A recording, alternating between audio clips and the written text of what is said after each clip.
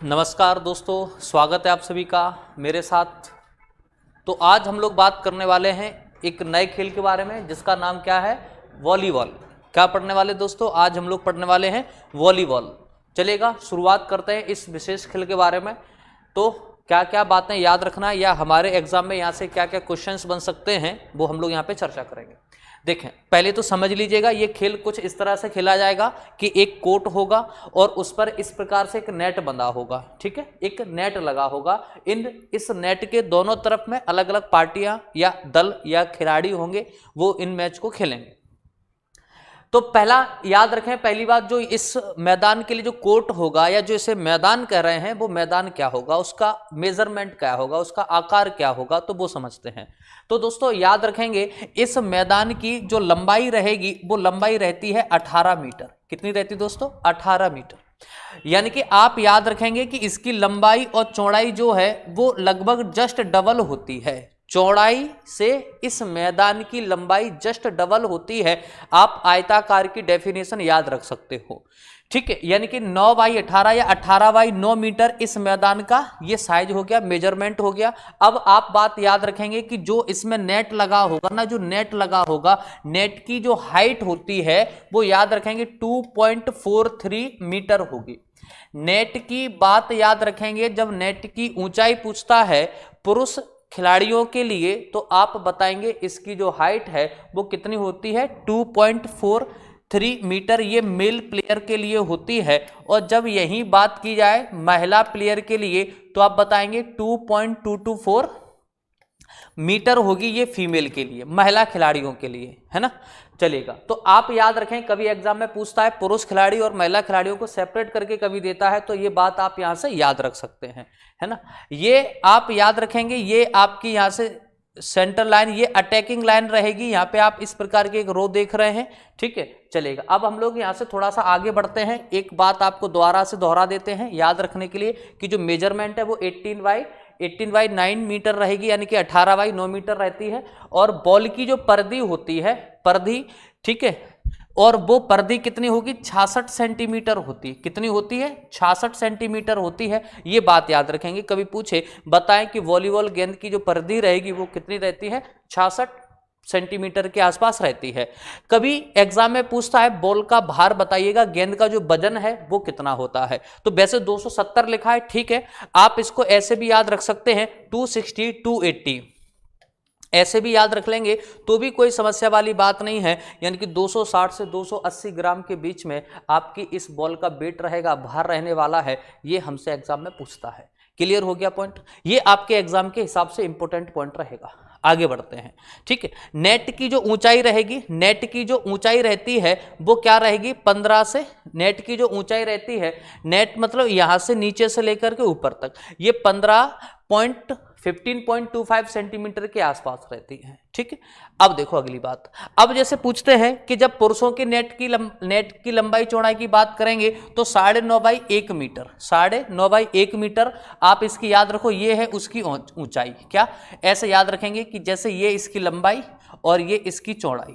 ठीक है, लंबाई चौड़ाई की बात क्या होगी, लंबाई बताएंगे आप इसकी 9.50 मीटर होती है और इसकी जो चौड़ाई होगी दोस्तों वो कितनी होती है, तो आप बताएंगे 2.43 मीटर के आसपास। और जो इसकी ऊंचाई होगी वो होती है आपकी लगभग 2.43 मीटर। अभी थोड़ी देर पहले बताया था 2.43 मीटर के आसपास। और जब यही बात महिलाओं की पूछता है तो आप बताते हैं 2.224।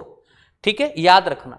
और अब देखें जरा यहाँ पे, और बाद बाकी कहीं कोई अंतर नहीं आएगा नेट में, चाहे महिलाओं की बात करो चाहे पुरुषों की बात करो। यदि अंतर आएगा तो नेट की ऊंचाई में अंतर आता है। नेट की ऊंचाई में अंतर क्या आएगा वो जरा समझिएगा कि वो पुरुषों के लिए 2.43 मीटर होता है और महिला प्लेयर के लिए, फीमेल प्लेयर्स के लिए वो कितना हो जाता है, 2.224 हो जाता है। इतना सा अंतर याद रखना है और कोई बेसिक यहां ज्यादा अंतर नहीं, ये कॉमन सा डिफरेंस था जो आप याद रखेंगे दोनों के लिए।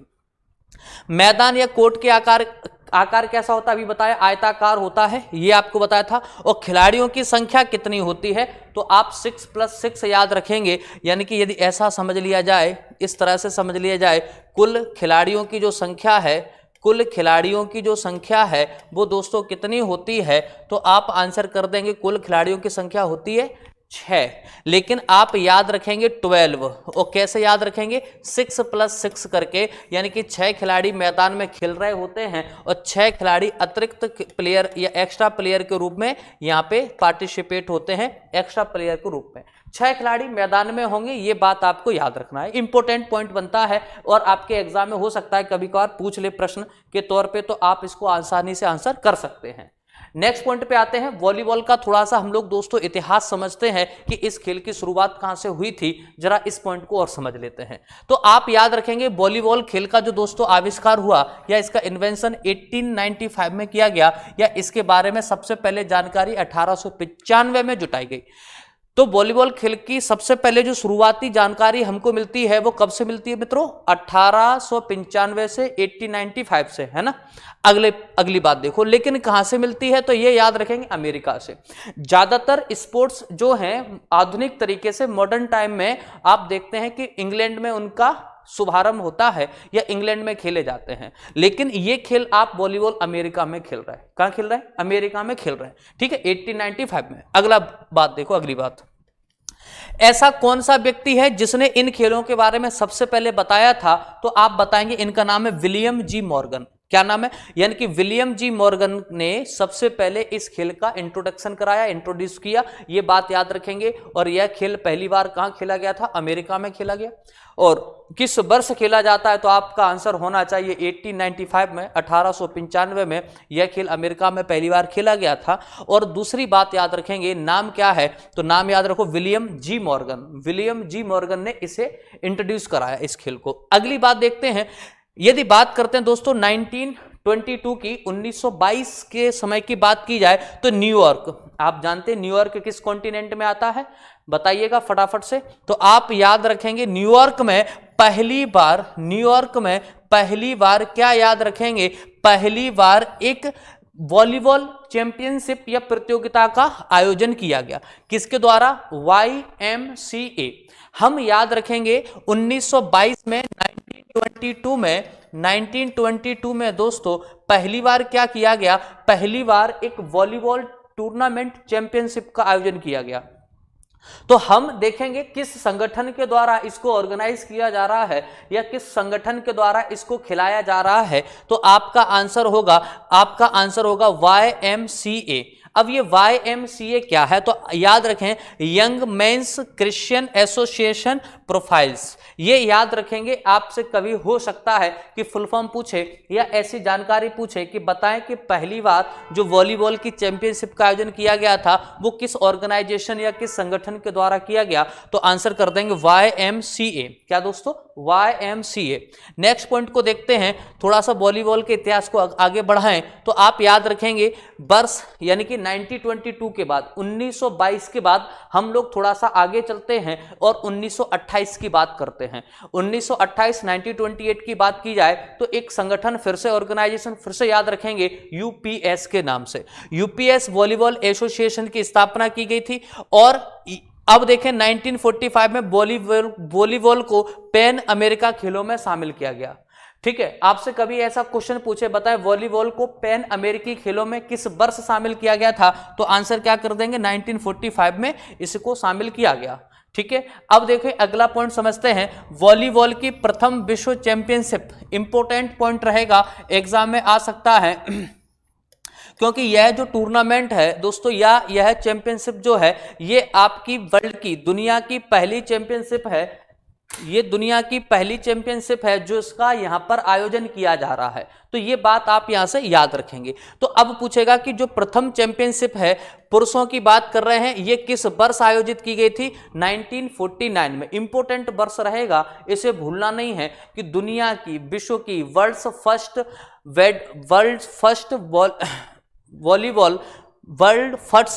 फर्स्ट वॉलीबॉल चैंपियनशिप का आयोजन किस वर्ष किया गया था? तो हम 1949 आंसर कर देंगे, 1949 आंसर करेंगे, ये बात याद रखेंगे। अगले पॉइंट की बात की जाए, अब इसे ही 1984 में स्विट्जरलैंड के लुसाने में ले जाया गया, यानी कि इसी चैंपियनशिप को अब व्यवस्थित तरीके से शुरू किया जाएगा। और आप जानते हैं जब स्विट्जरलैंड की बात आती है, इसको आप लोग यूरोप का खेल मैदान कहते हैं। क्या कहते हैं? यूरोप का खेल का मैदान कहते हैं, क्योंकि मोस्ट ऑफ हेडक्वार्टर्स जो हैं आपके कहाँ पे हैं, तो आंसर कर देंगे स्विट्जरलैंड में है ना। अगली बात देखो, विश्व चैंपियनशिप यदि बात करें महिला व पुरुष के लिए तो 1952 में शुरू हुई थी और 1964 में वॉलीबॉल को ओलंपिक में शामिल किया गया। सबसे इंपॉर्टेंट प्रश्न बनेगा, वॉलीबॉल ओलंपिक में किस वर्ष शामिल की गई थी, तो आंसर कर देंगे 1952 में शामिल की गई थी। कब की गई थी? 1952 में शामिल किया गया था। ये बात आप यहां से 1952 नहीं 1964 में यह शामिल किया गया था, है ना।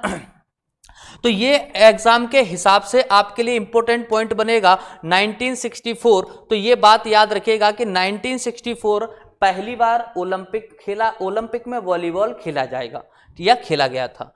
अगला देखते हैं, एक अलग ऑर्गेनाइजेशन है, इसको और समझते हैं। International volleyball federation. International volleyball federation, इसको शॉर्ट में हम लोग कहते हैं FIVB। अब ये क्या है? फेडरेशन इंटरनेशनल डी वॉलीबॉल, ये इसका एक फुल फॉर्म है।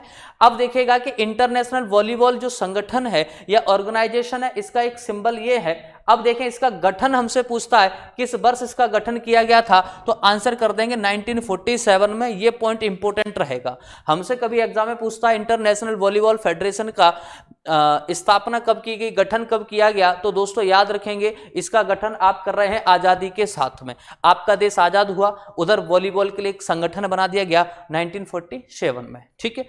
अब पूछेगा कि बताइएगा कि वॉलीबॉल विश्व कप का आयोजन, वॉलीबॉल विश्व कप का जो आयोजन है वो किस संगठन के द्वारा किया जाएगा। तो अब ये ऑर्गेनाइजेशन आपको याद रखना है, FIVB, ये आपको याद रखना है। तो आप बताएंगे यहां से 1965 से शुरू हुआ।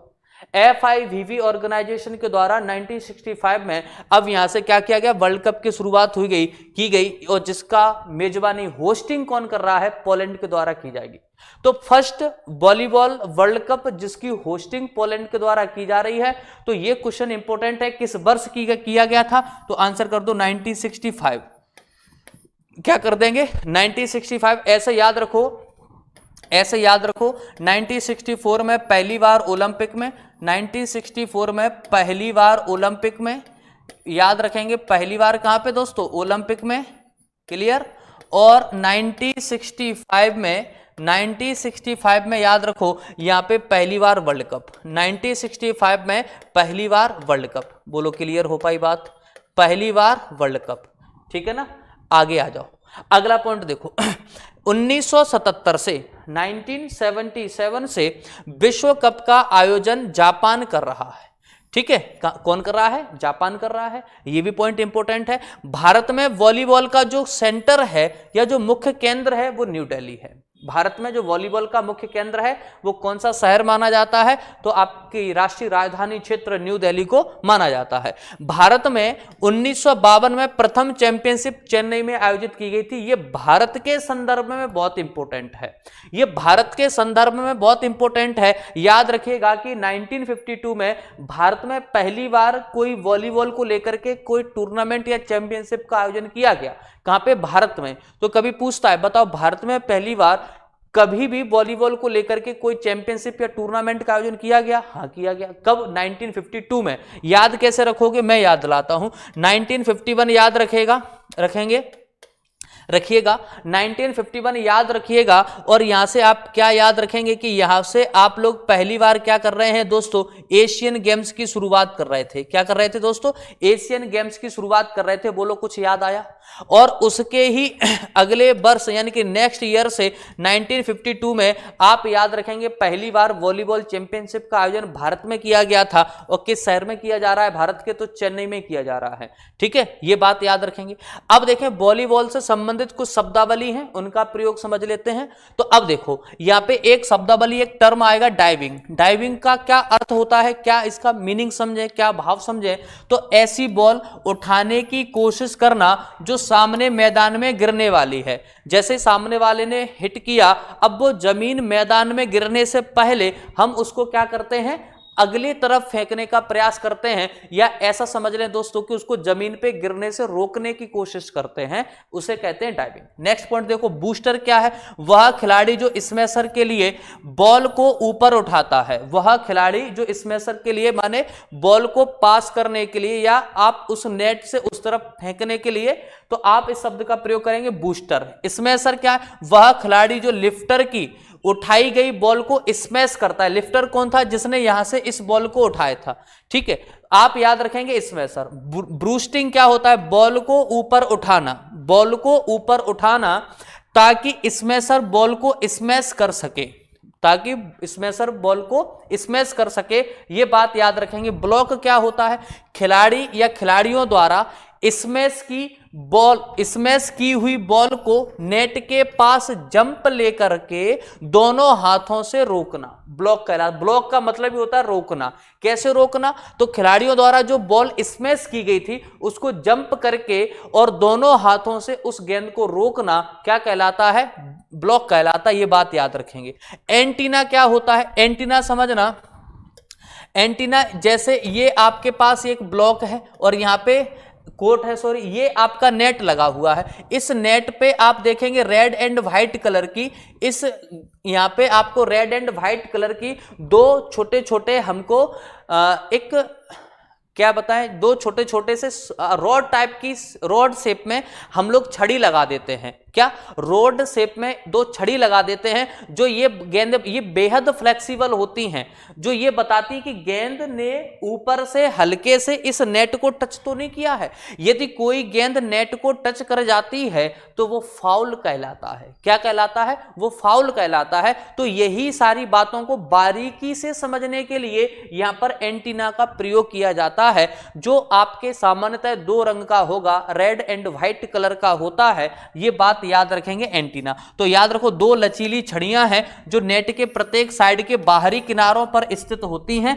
ये बात याद रखेंगे, जो फाउल है या नहीं इस बात को क्लियर करती हैं।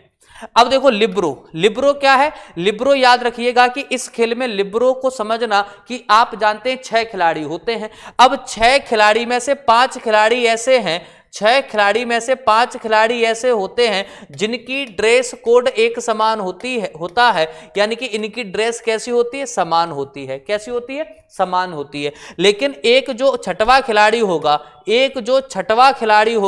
या 6th प्लेयर जो होगा दोस्तों, जो आपका 6th प्लेयर होगा, छठवां खिलाड़ी जो होगा, उसकी ड्रेस अलग रहती है, उसे हम लोग लिब्रो कहते हैं। क्या कहते हैं? लिब्रो कहते हैं। लिब्रो ना तो कैप्टन हो सकता है और ना ही सामान्य खिलाड़ियों की तरह उसकी ड्रेस हो सकती है। तो वह विशेष खिलाड़ी होता है जो केवल रक्षात्मक खेल सकता है। वह बॉल को अटैक एरिया के अंदर से अटैक नहीं कर सकता है। और याद रखना, ना तो ये कौन होगा?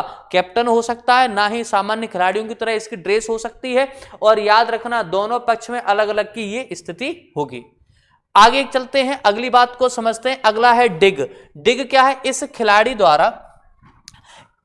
खिलाड़ी द्वारा बनाई जाती है जिसका नेट ऊपर के बॉल के साथ साथ प्रथम संपर्क होता है। तो डिग मानो कि आप याद रखेंगे कि ये खिलाड़ी द्वारा बनाई गई ऐसी व्यवस्था जिसमें गेंद आपके नेट के ऊपर के साथ से ऊपर के नेट जो है, नेट के ऊपर से बॉल अलग तरीके से या बिना संपर्क, नेट के प्रथम संपर्क होता है। अच्छा, इसको प्रैक्टिकली समझ लो आप ऐसे करके। आप यहां से याद रखेंगे कि यहां से आपने क्या किया, नेट के ऊपर से जो प्रथम प्रयास में जो बॉल निकलती है उसको आप लोग डिग कह सकते हैं, सर्विस के बाद की स्थिति है ना। अगली बात देखिएगा, एस क्या है? तो यह वह अंक होता है, एस वह अंक होता है जिसमें सर्विस करने के बाद बॉल विरोधी कोर्ट में फेंक दी जाती है या वापस नहीं आती। फेंकते नहीं है या वापस नहीं आती। तो एस क्या? ये वह अंक होता है जिसमें सर्विस करने के बाद बॉल विरोधी कोर्ट में वापस नहीं जाती है या फेंकी नहीं जाती है। इसे क्या कहते हैं? एस कहते हैं। स्मैश या स्पाइक, रोटेशन, डव हिट, ये सभी इससे संबंधित शब्दावली हैं। बहुत सारी हैं, इतनी ज्यादा नहीं आती हैं, कुछ आप लोग पढ़ लीजिएगा और आपके एग्जाम में हो सकता है कोई भी एक पूछी जाए। अब देखो, हम लोग बात करते हैं कुछ भारत के प्रसिद्ध खिलाड़ी रहे हैं जिनका संबंध वॉलीबॉल से प्रत्यक्ष या अप्रत्यक्ष रूप से है। अप्रत्यक्ष नहीं, प्रत्यक्ष रूप से ही है। सभी खिलाड़ी बहुत फेमस रहे हैं इस खेल में, इसलिए हम उनके कुछ नाम को पढ़ेंगे, है ना, चलिएगा। जैसे पहला नाम आता है दोस्तों जिमी जॉर्ज। पहला नाम क्या आता है? Jimmy George. तो ये एशियाई खेलों में पार्टिसिपेट करें, ठीक है, तेहरान में जाते हैं, बैंकॉक में जाते हैं, सियोल में जाते हैं, और इन्होंने भारत को कांस्य पदक दिलवाया। ये भी बात याद रखेंगे, जब ये टीम में खेल रहे थे तब भारत ने, यानी कि भारत की वॉलीबॉल टीम ने क्या किया? ब्रॉन्ज मेडल जीता था। कौन सा मेडल जीता था? तो आप बताएंगे कि ब्रॉन्ज मेडल जीता था। अगली बात करें 1986 में इन्होंने हैदराबाद में India gold cup international volleyball tournament में जीता और भारत को मार्गदर्शन भी किया। तो ये कहीं ना कहीं आगे चल करके सजेशन के रूप में, सलाहकार के रूप में भी काम करेंगे। तो आप याद रखेंगे, ये कभी पूछे जिम्मी जॉर्ज का संबंध किस खेल से है, तो आंसर बता देंगे ये वॉलीबॉल खेलते हैं। अगली बात करते हैं पलनिसामी। अगले खिलाड़ी का नाम है दोस्तों पलनिसामी। पलनिसामी ये तमिलनाडु राज्य के रहने वाले हैं, ठीक है। दूसरी बात देखो 1962 में इन्होंने एशियाई खेल में सर्वश्रेष्ठ प्रदर्शन किया और इनको बेहतर खिलाड़ी के रूप में चुना भी गया, ठीक है। और अर्जुन पुरस्कार प्राप्त करने वाले पहले खिलाड़ी बनेंगे वॉलीबॉल के। पूछता है कि बताएं पहले ऐसे खिलाड़ी जो वॉलीबॉल के आपको अर्जुन पुरस्कार दिलवाते हैं। पलनिसामी नाम है। अगला नाम है सिरिल बेल्लोर। क्या नाम है? सिरिल बेल्लोर। तो इनके बारे में क्या याद रखेंगे? केरल के रहने वाले हैं। और दूसरी बात याद रखो, जब इन्होंने भारतीय टीम की कप्तानी की तो इनके द्वारा आपको ब्रॉन्ज मेडल जितवाया गया या दिलवाया गया। तो आप याद रखेंगे सिरिल बेल्लोर की क्या विशेषता है? ये केरल राज्य के खिलाड़ी हैं, वॉलीबॉल प्लेयर हैं। और दूसरी बात याद रखिएगा कि जब ये कप्तान रहे भारतीय वॉलीबॉल टीम के, तो दोस्तों इनके द्वारा क्या किया गया कि आप बताएंगे ब्रॉन्ज मेडल दिलवाया गया। कौन सा मेडल? ब्रॉन्ज मेडल दिलवाया गया। ये बात हम लोग यहां से याद रखेंगे। क्लियर होगी बात? अगली बात देखो 1986 में भारतीय वॉलीबॉल में उनकी सेवाओं के लिए अर्जुन पुरस्कार से इनको सम्मानित किया गया। यानी कि आपके सिरिल बेल्लोर भी किससे संबंधित हैं? वॉलीबॉल से, और इनको भी अर्जुन पुरस्कार से सम्मानित किया गया। अगला नाम आता है बलवंत सगवाल। क्या नाम है? बलवंत सगवाल। तो बलवंत सगवाल को याद रखो कि 1960 में वॉलीबॉल में उनके योगदान के लिए सगवाल साहब को अर्जुन पुरस्कार से सम्मानित किया गया। किसको? अर्जुन पुरस्कार को सम्मानित किया गया, अर्जुन पुरस्कार से सम्मानित किया गया। अब जरा समझना कि बलवंत सगवाल पूछेगा बताएं किस खेल से संबंधित हैं, तो आप बता देंगे आसानी से कि इनका संबंध वॉलीबॉल खेल से रहा है। इसके बाद और भी खिलाड़ी हैं, जैसे रियाज अहमद हैं, अब्दुल बसित हैं, ठीक है, और भी हैं। हम अगला नाम पढ़ते हैं सुरेश कुमार मिश्रा को। सुरेश कुमार मिश्रा को याद रखो 1978 में बैंकॉक में एशियाई खेलों में भारतीय वॉलीबॉल टीम के ये कप्तान थे। क्या नाम है? सुरेश कुमार मिश्रा। अगला नाम आएगा दोस्तों रामकृष्ण गोविंद राजन वैष्णव। रामकृष्ण गोविंद राजन वैष्णव। अब इनके बारे में क्या याद रखना है? ये भारतीय पुरुष टीम के वॉलीबॉल खिलाड़ी तो हैं ही हैं, ये टीम के लिए नंबर 1 जर्सी पहना करते थे। ये इनकी उस समय की विशेषता थी। इसके अलावा यह भारतीय विदेशी बैंक वॉलीबॉल टीम के सदस्य भी रहे हैं। विदेशी बैंकों के लिए ये वॉलीबॉल खेला करते थे, ये बात याद रखेंगे। और इनका जन्म कोयम्बटूर शहर में हो रहा है ना। अगला देख लो श्रीधरन, जीई श्रीधरन। ये पूर्व पुरुष के राष्ट्रीय, ये याद रखेंगे तमिलनाडु के ये पुरुष टीम के अभी नाम है, तो आप समझ में आ रहा होगा। जीई श्रीधरन ये राष्ट्रीय या नेशनल वॉलीबॉल टीम में शामिल रहे हैं खिलाड़ी के तौर पे, और 1982 में इनको अर्जुन पुरस्कार से सम्मानित किया गया। अगला देखो 2008 में इनको द्रोणाचार्य पुरस्कार से भी सम्मानित किया जा रहा है। ये भी पॉइंट इंपोर्टेंट बनेगा।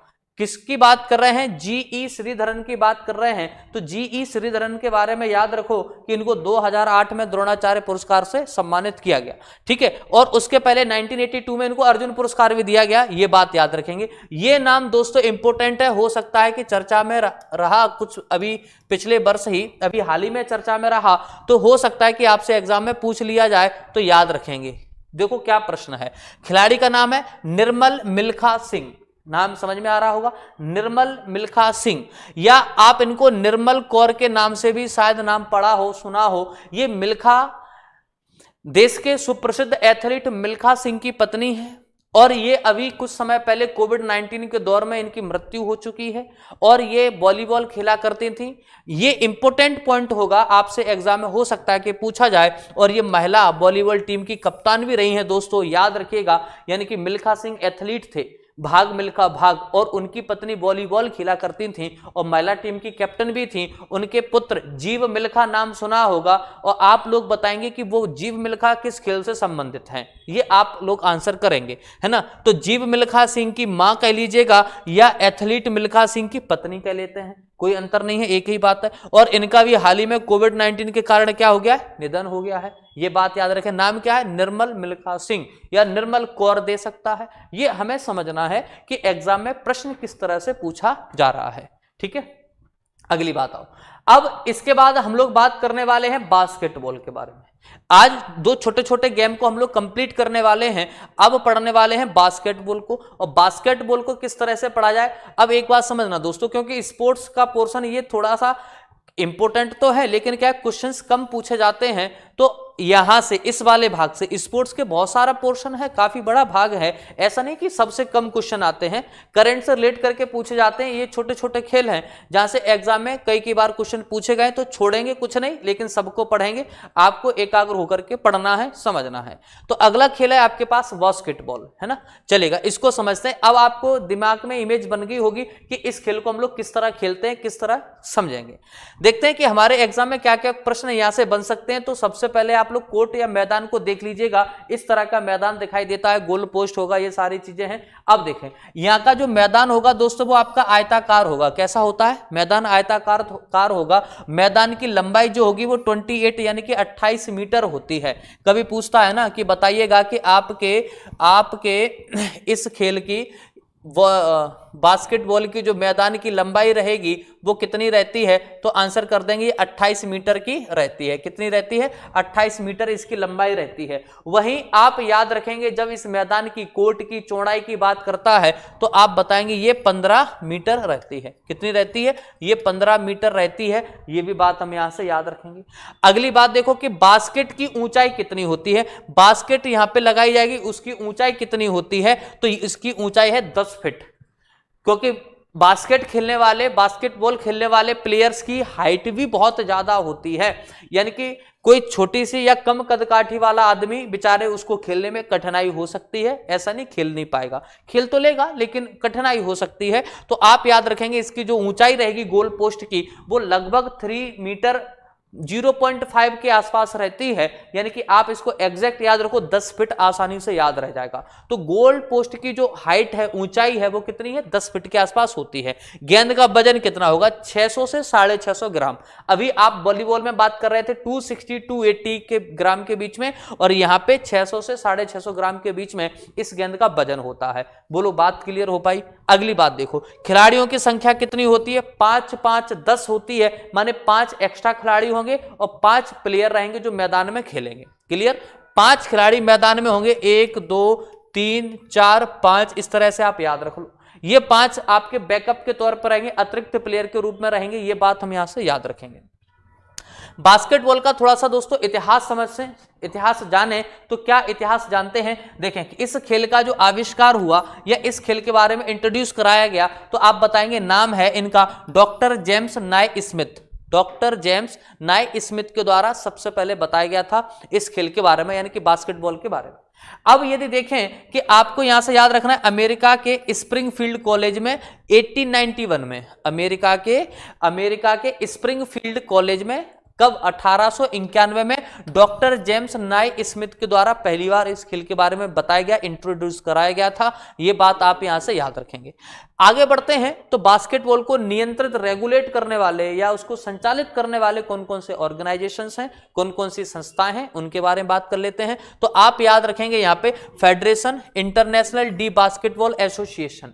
फिर से सुनिएगा, federation international D basketball association, है ना। इसको हम लोग शॉर्ट में क्या कहते हैं, फीबा कहते हैं, FIBA, फीबा कहते हैं।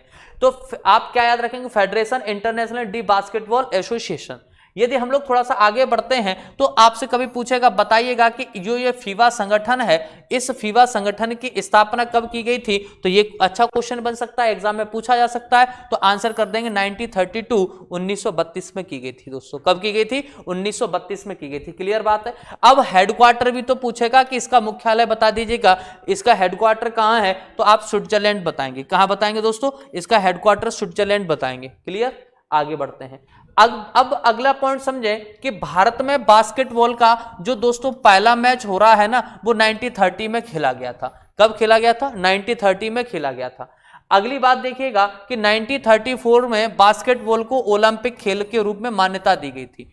ये इंपॉर्टेंट क्वेश्चन बनेगा, दोनों फैक्ट इंपॉर्टेंट रहेंगे आपके एग्जाम के लिए। याद रखिएगा कि भारत में पहली बार बास्केटबॉल का पहला मैच कब खेला गया, तो आंसर 1930 कर देंगे। और जब पूछेगा बास्केटबॉल को ओलंपिक में आप कब पार्टिसिपेट कर रहे हैं, तो 1934 में आप इसको शामिल कर रहे हैं, ये बात याद रखिएगा। अगली बात देखो, 1936 में इसको सम्मिलित किया गया। अच्छा, दो बातें अलग अलग हैं, इसको जरा क्लियर कर लो। क्या है कि आप याद रखेंगे 1930, 1934 और 1936 है ना, 1934 और 1936। अब जरा समझिएगा कि 1934 और 1936, 32,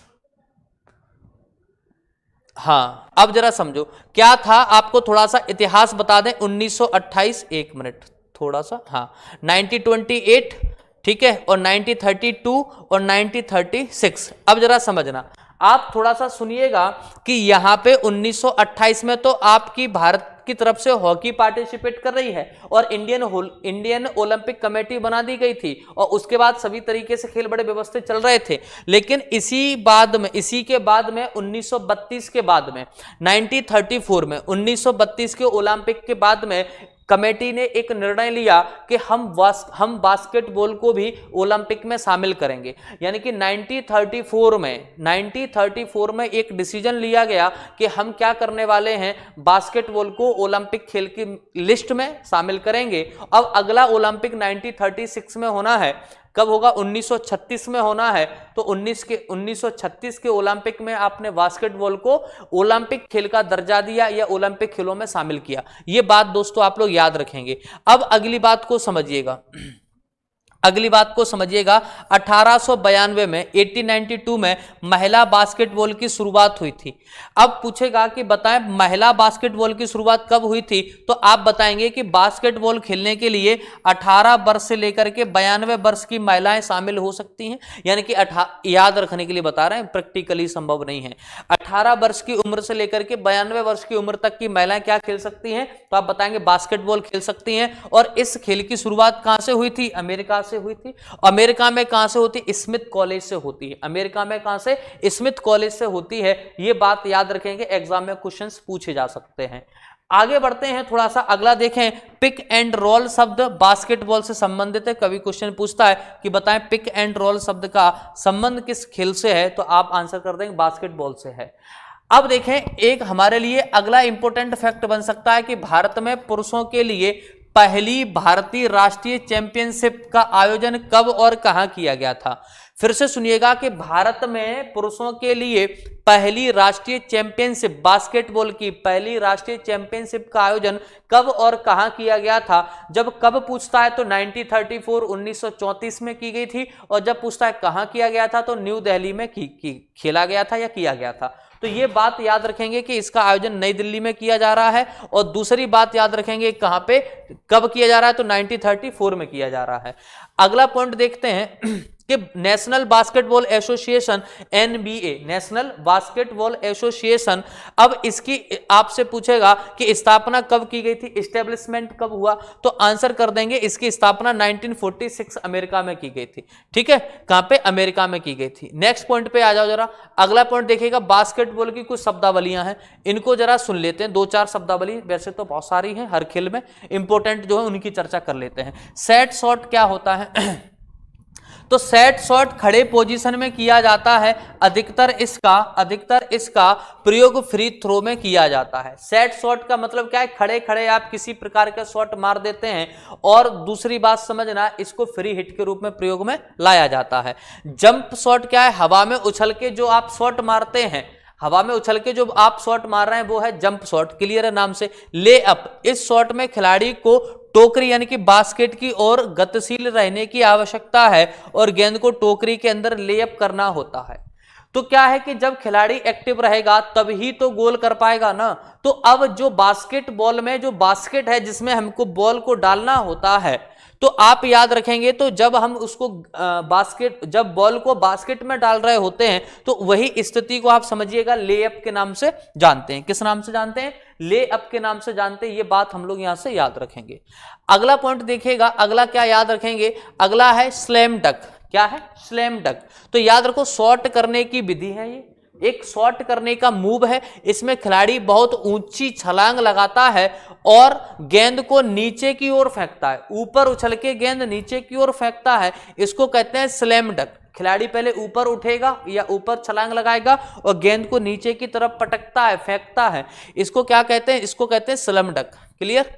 अगली बात देखो, एयर बॉल क्या होता है। तो आप बताएंगे, एक शॉट जो रिम और बैकबोर्ड दोनों को पूरी तरह से चूक जाता है, ऐसा एक शॉट जो रिम और बैकबोर्ड दोनों से पूरी तरह चूक जाता है, ऐसे पॉइंट को आप क्या कहते हैं, एयर बॉल कहते हैं, ठीक है। अगला है रिबाउंडिंग। अगला क्या है, रिबाउंडिंग। एक फ्री थ्रो या फील्ड गोल के चूक जाने के बाद सफलतापूर्वक बास्केटबॉल का अधिकार प्राप्त हो जाता है। एक तरह की आप मानिएगा फ्री हिट है। एक तरह से समझने के लिए याद रखो कि ये क्या है, रिबाउंडिंग माने एक फ्री हिट का मौका है जिसमें एक फ्री थ्रो या फील्ड गोल के चूक जाने के बाद में सफलतापूर्वक बास्केटबॉल का अधिकार प्राप्त हो जाता है ना। अगले पॉइंट पे आते हैं। तो अगला पॉइंट याद रखेंगे कि अगला है पासिंग। पासिंग क्या है, खिलाड़ियों के बीच गेंद को पहुंचाने की विधि को पासिंग कहते हैं। हमारी टीम के जो खिलाड़ी हैं उन तक हम धीरे धीरे करके गेंद को पहुंचाते हैं, उसको क्या कहते हैं, पासिंग कहते हैं। अगला देखो, चेस्ट पास क्या है, गेंद को पास करने वाले के सीने से सीधे रिसीवर के पास पहुंचाना क्या कहलाता है, आप कहेंगे उसको चेस्ट पास। नेक्स्ट पॉइंट देखिएगा, अगला याद रखेंगे ओवर हेड पास। तो डिफेंडर के ऊपर से, डिफेंडर जो है उसके ऊपर से गेंद पास करने के लिए इसका प्रयोग किया जाता है। उस खिलाड़ी को या डिफेंडर को चकमा दे करके वो गेंद कैसे भी करके सिर के ऊपर से यदि आप पास कर जाते हैं, ओवर हेड पास कहलाता है। आउटलेट पास क्या होता है, यह पास तब किया जाता है जब एक टीम को डिफेंडिव रिबाउंड मिलता है, माने फ्री हिट मिलता है, तभी इसको प्रयोग में लाते हैं। ड्रिबलिंग क्या है, गेंद को एक साथ लगातार उछालने की कार्रवाई, यानी कि ऐसे ऐसे करते हुए आप गेंद को जब आगे लेकर के बढ़ते हैं, आपने ऐसे करके खूब क्रिकेट की गेंद के साथ किया होगा, ऐसे ही जब आप बास्केटबॉल में गेंद को इस तरह से खेलते खेलते आगे बढ़ते जाते हैं, उसे क्या कहते हैं, ड्रिबलिंग कहते हैं। याद रखिएगा, ड्रिबलिंग का संबंध हॉकी खेल में भी होता है, याद रखना। हॉकी से ऐसे ऐसे करते हुए आगे तक बढ़ जाना ड्रिबलिंग कहलाता है। अब देखो मैंने क्या कहा, शब्दावली तो बहुत सारी है, इनको आप लोग याद रखेंगे। जैसे एक ब्लॉकिंग हो गया। अब सीधे सीधे नाम की बात कर लेते हैं, जैसे गार्ड है, गोल पॉइंट है, सेंटर लाइन है, ड्रिबल है। ये सीधे सीधे एक लिस्ट बना दी है जिनको आप लोग याद रखेंगे, है ना। चलेगा, आपको नोट्स में मिल जाएगा सब कुछ। अब देखो भारतीय बास्केटबॉल के जो प्रमुख प्लेयर हैं या प्रमुख खिलाड़ी हैं उनके बारे में समझ लेते हैं। उनका नाम क्या क्या है, जैसे सत्यप्रकाश यादव है, विशेष भृगुवंशी है, ठीक है, गेथू अन्ना जोश है, अजमेर सिंह है, अमजोत सिंह है। ये सभी आपके प्लेयर हैं, बास्केटबॉल के खिलाड़ी हैं। अकलिन पेरिस हैं, प्रशांत सिंह हैं, अनीता पोलदुरई हैं, अमृतपाल सिंह है और सतनाम सिंह है।